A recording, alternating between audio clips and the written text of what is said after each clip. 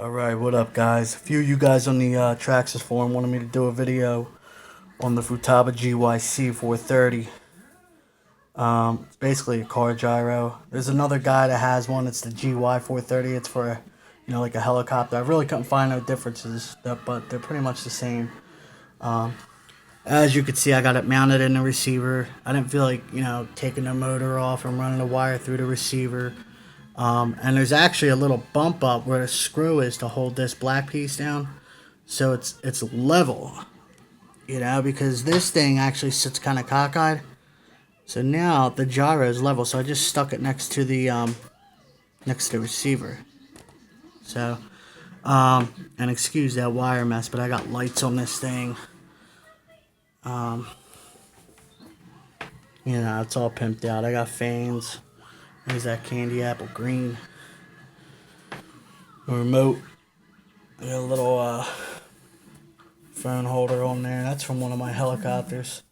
Actually works pretty good. So I can film myself. I don't have to have nobody with me. And there's my SPCs. Great lipos right here. 60C, 5600. Alright, so let's get this thing started. Basically, you let it initialize. Right now, I'm in AVCS mode. You want it in AVCS mode. You don't want it in normal mode.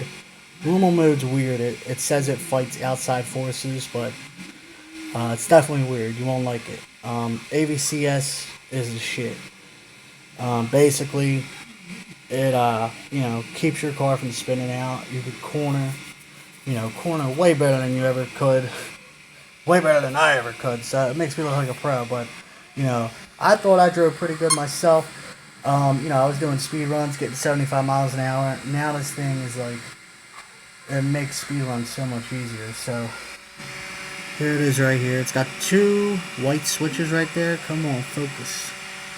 I got them both in the down position for digital servo, and for you guys that are going to be using the stock Traxxas receiver, you want that other switch down too.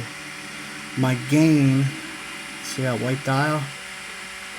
That is right above the orange line. It's like 20 to 30% in AVCS mode. Otherwise, any higher, the wheels wiggle. Gotta have it level.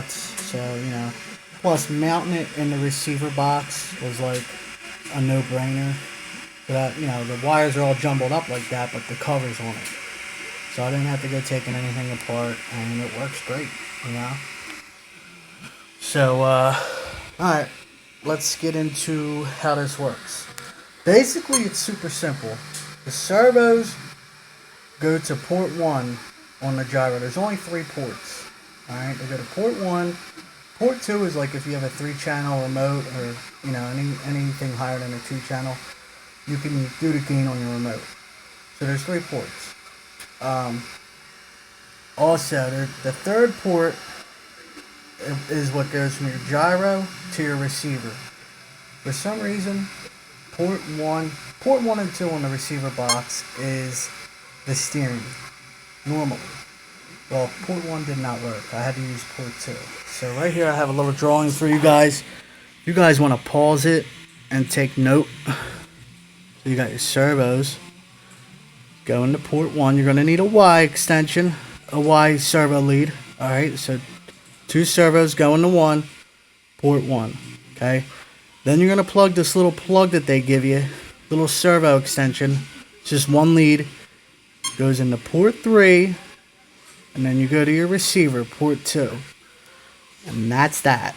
So port 3 to receiver, servos to port 1. Alright, I'll give you a quick little demonstration of how this works. Kind of hard to do by myself, but